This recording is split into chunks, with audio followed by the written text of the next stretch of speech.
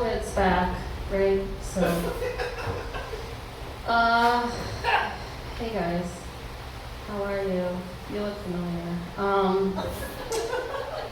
My name is Anne, and I was, when I'm out in stores, my pronouns are apparently ma'am. But they're actually she, her, it, and crystal. And my love language is live, laugh, leave me alone. So sometimes I have a mouth sore and it's highly contagious. And what that means is if a guy kisses me here, he can't go down here because he'll give myself her bees. I'm just joking. I'm kidding. I'm joking. I'm just kidding. It's actually called impetigo. I've had it since I was a kid.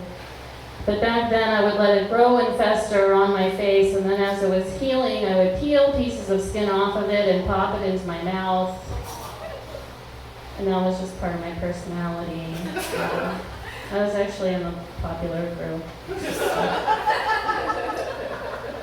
So I had two best friends, and they both had terminal illnesses. I think it's because I have issues with long-term commitment. They are now both dead to me. My one friend, he had AIDS. I mean, he still has AIDS. We're just not friends anymore. And when we first met, he was like, "Ann, just so you know, I'm not going to live for that much longer." And I was like, "Oh, that actually works perfectly for me."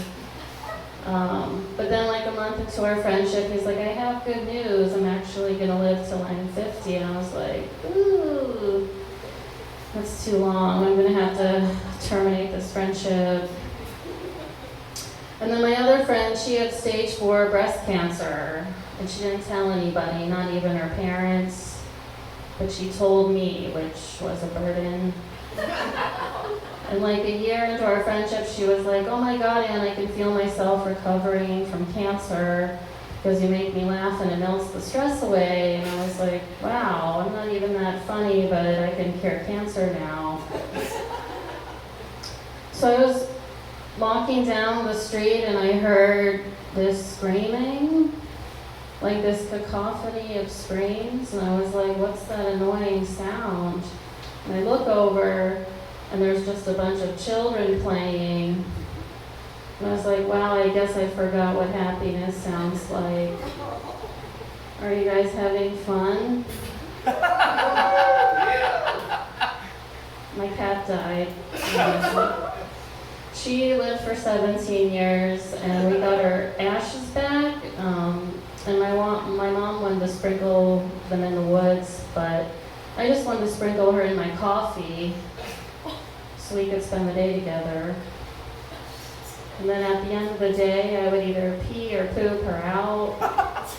I'm not really sure how ashes work.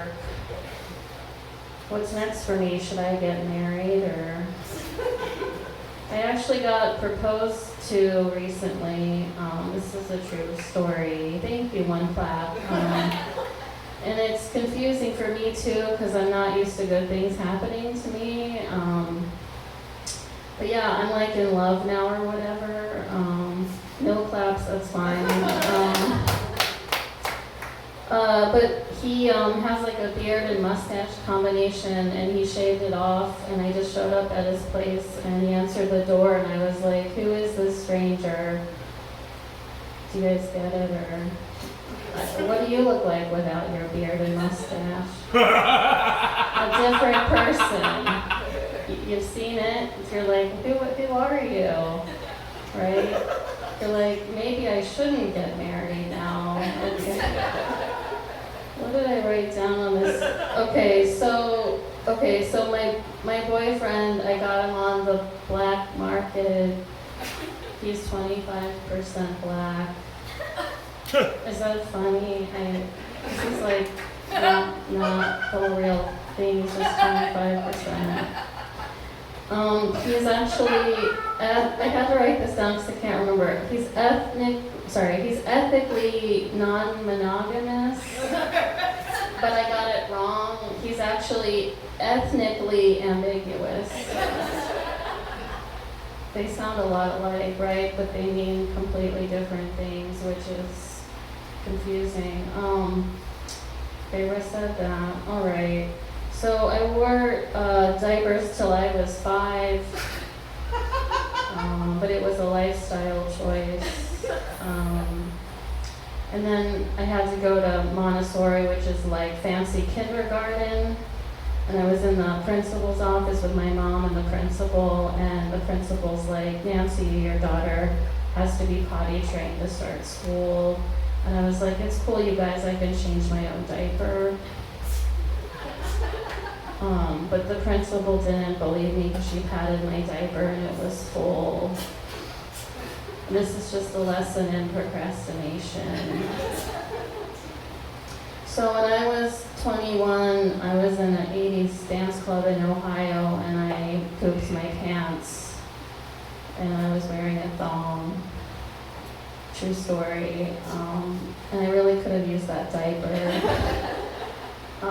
But I still remember, I'm just gonna skip to the good part. I was in the bathroom. And I peeled down my jeans and I looked down and guess what I found? Guess what? Nothing. There was nothing there. And then, that's amazing, right? It's a miracle. And then I peeled down my thong and guess what I found? It was just like perfect pulled pork barbecue ready to eat. And I was like, should I go for it? But no, I didn't. Don't worry, I didn't eat it, but I just threw it away, and then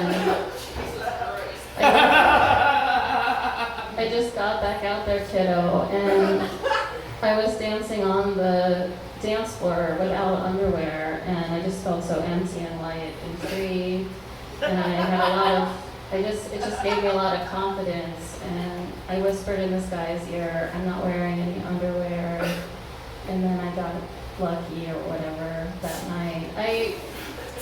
I'm not really into having sex with like people I just meet. I'm more of a cock to, so.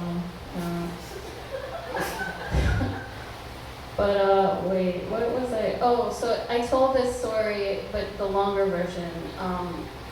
So it was really like, it made me hanker for that pulled pork barbecue, and they sell it at this bagel shop, so I got to eat it, and it looked exactly like my poop.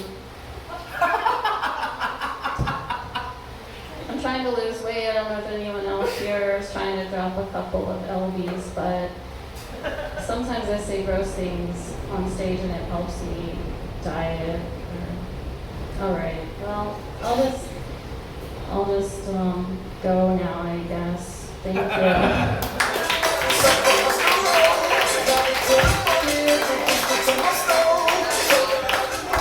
One more time for Ann. Let her hear it. Jesus Christ.